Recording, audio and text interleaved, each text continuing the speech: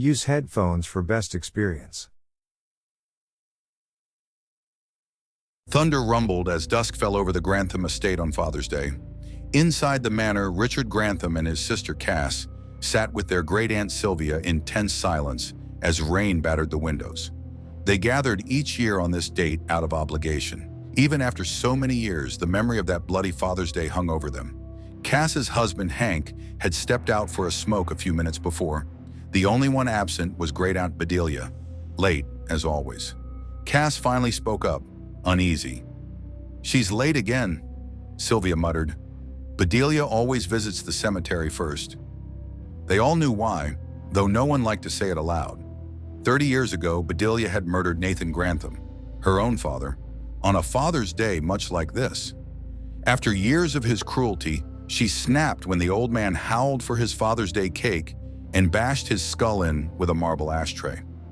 Sylvia helped stage the death as an accident, and they quietly buried Nathan in the estate cemetery while the family inherited his fortune.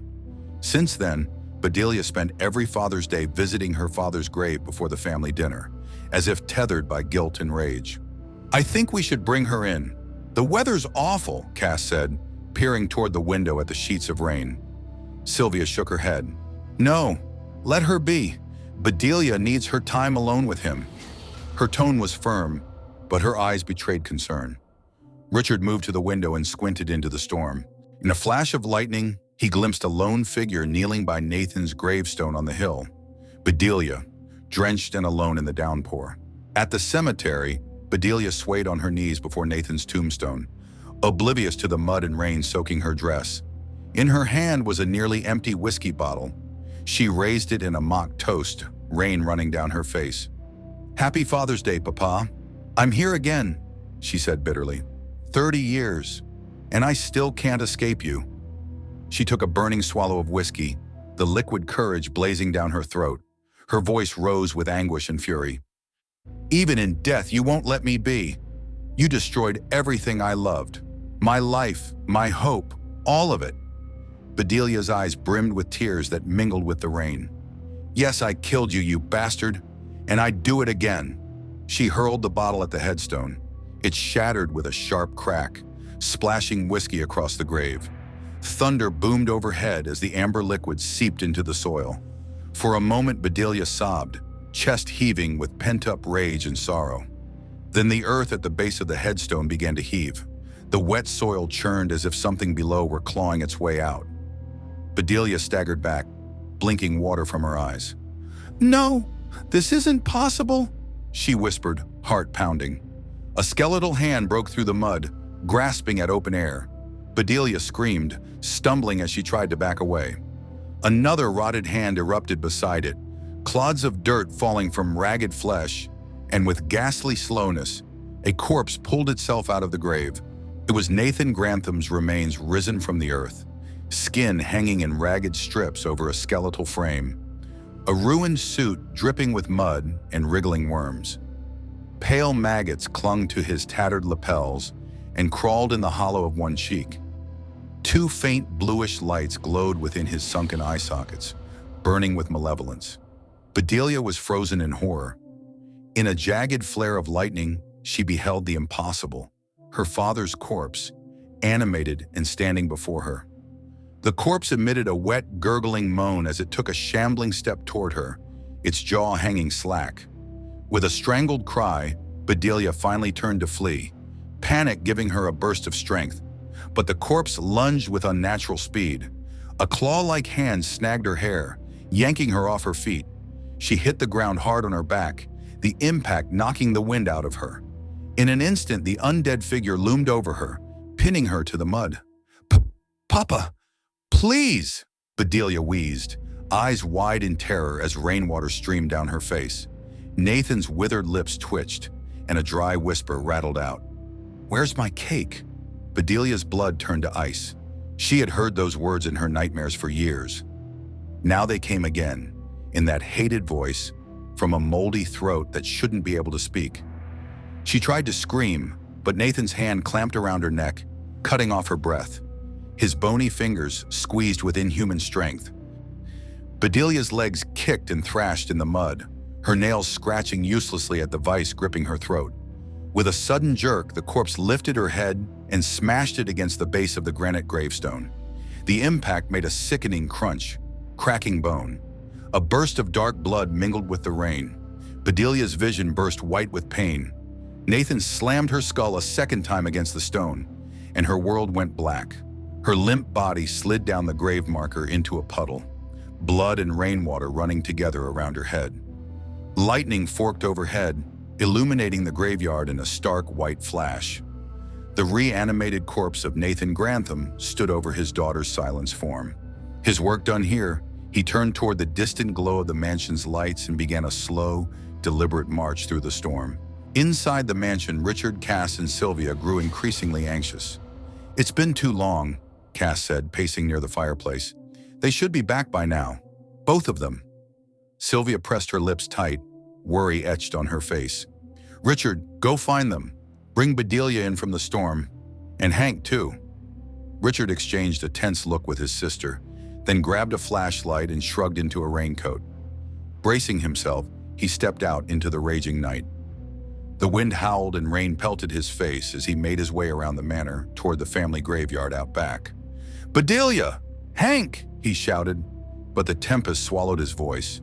As he neared the cemetery, the flashlight's beam skittered across the ground and caught on something large. Richard nearly tripped over a dark shape sprawled on the path. He pointed the light down and recoiled in horror. It was Hank. Hank's body lay half submerged in mud, eyes dull and lifeless. Richard fought the urge to vomit as he saw the gruesome wound that caved in the side of Hank's head. A massive stone slab lay across Hank's chest, Nathan's own headstone, torn from the earth. Lightning flashed, and Richard caught sight of the name carved on the stone: Nathan Grantham. His breath hitched. There was no earthly reason for Nathan's tombstone to be out of the ground, let alone all the way over here crushing Hank. Richard's mind reeled and dread congealed in his gut. A low, inhuman chuckle drifted through the rain, audible between thunderclaps. At that awful sound, every hair on Richard's neck stood on end. He jerked his head up toward the cemetery. Near the gnarled oak at the gate, a gaunt figure stood among the headstones. Another lightning flash illuminated it, a skeletal silhouette in a shredded suit. Richard's stomach dropped. Two pale pinpoints of light shone from the figure's face. It looked like a walking corpse. "No!" Richard gasped. Terror seized him, and he turned and ran for the house as fast as he could, adrenaline surging through his veins. He sprinted across the flooded lawn, water sloshing around his ankles. Behind him, through the hammering rain, he heard heavy squelching footsteps closing in, far faster than any dead thing should move. Richard flew up the porch steps and burst through the front door, slamming it shut behind him. He threw the bolt, his hands shaking violently. Gasping for breath, he pressed his back to the door, drenched and trembling. Cass and Sylvia rushed into the foyer, alarmed. "Richard, what happened? Where are Hank and Bedelia?" Cass cried. "Hank is dead," Richard managed, voice raw. "Bedelia, I didn't find her. Something out there. It killed Hank." Sylvia's face went pale. "What do you mean something?" she demanded.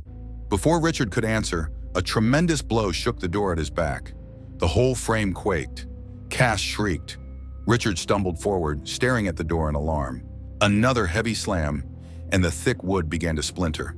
"Get back!" Richard yelled. He pushed Cass and Sylvia behind him, moving them toward the parlor doorway, just as the front door exploded inward in a shower of wood shards. A gust of wind and rain roared into the foyer, dousing the lamps and plunging the front of the house into gloom. In the doorway stood a grotesque figure. It stepped over the threshold, tracking mud onto the marble floor. The next flash of lightning revealed it clearly, and the sight made Cass wail in terror. It was Nathan Grantham, his corpse animated and enraged. His skeletal frame was draped in the rotted remnants of a suit, and patches of blackened flesh clung to his bones. Water dripped from his stringy hair and ran in rivulets down his bared skull. A putrid stench of decay wafted into the house, filling the foyer.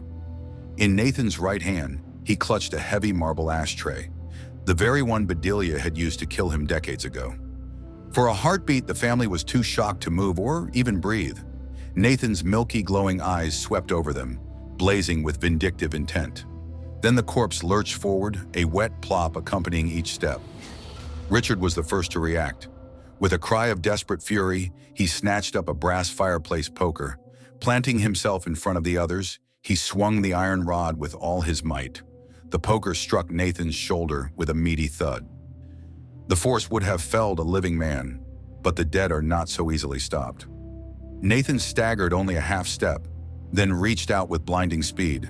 His cadaverous arm smashed into Richard's chest like a steel bar. The blow sent Richard crashing into an end table. He hit the floor hard, and a sharp crack told him a rib had broken. Dazed and gasping, Richard lay amid the wreckage as the poker skittered away across the floor. Sylvia seized a heavy iron doorstop and struck Nathan with it. He hardly flinched. Dropping the ashtray, the corpse caught Sylvia by the throat with one bony hand. She flailed, but with a single sharp twist, he snapped her neck. A crack echoed as her body crumpled to the floor, her head tilted at an unnatural angle. Cass screamed and ran for the back hallway, but Nathan caught her in 2 strides. He grabbed her hair and slammed her head against the wall with a brutal crack. A smear of blood marked the wallpaper as Cass collapsed, motionless. Richard let out a moan of agony and grief. His entire body racked with pain, but he forced himself onto his hands and knees. The room spun around him as he crawled toward Cass. Before he could reach her, a skeletal foot kicked him over onto his back. Nathan loomed above, framed in the doorway by flickering lightning. Richard had no strength left to fight. He could only glare up in terrified defiance. Nathan's cold hand wrapped around Richard's throat and hoisted him effortlessly off the floor, pinning him against the wall. Richard gurgled, clutching at the vice-like grip cutting off his air. The undead patriarch's lipless mouth pulled into something resembling a grin, revealing stained, jagged teeth. With his other hand, Nathan picked up the fallen marble ashtray. With a guttural snarl, he drove the ashtray's corner into Richard's abdomen like a crude blade. Richard felt the metal edge tear into his stomach and screamed in agony. Hot blood gushed over Nathan's hand and spilled down Richard's front. Nathan released him, and Richard crumpled in a heap, choking on the coppery taste of his own blood. He pressed trembling hands to his belly, trying futilely to hold his insides in. The world tilted around him. Blackness crept at the edges of Richard's vision. He dimly sensed Nathan's muddied shoes stepping away, as if the creature had lost interest now that Richard was as good as dead. The house fell eerily quiet except for the distant rumble of thunder and the patter of rain blowing in through the shattered door. With the last of his strength, Richard rolled onto his side and peered into the dining room. A dim orange glow met his eyes. Several candles were lit on the long mahogany table, their flames dancing gently as if in celebration. Somehow Nathan had arranged a final grisly tableau. Richard's one good eye widened at the sight on the table. Centered on a silver platter was Sylvia's severed head, arranged like a twisted centerpiece. Thick white frosting was smeared around it like grotesque icing, mixed with the crimson of fresh blood. A ring of small candles flickered merrily around the head. The sweet scent of cake icing mingled with the coppery stench of blood, turning Richard's stomach. It was a macabre Father's Day cake, and the centerpiece was his great-aunt's lifeless face. Sylvia's glassy eyes stared forward, unseeing. Richard gagged and shuddered in horror. His vision dimmed. The last thing he saw was Sylvia's severed head with candles flickering merrily around it, and Nathan's eyes gleaming with wicked satisfaction. The undead patriarch's laughter echoed in Richard's ears as he finally sank into darkness.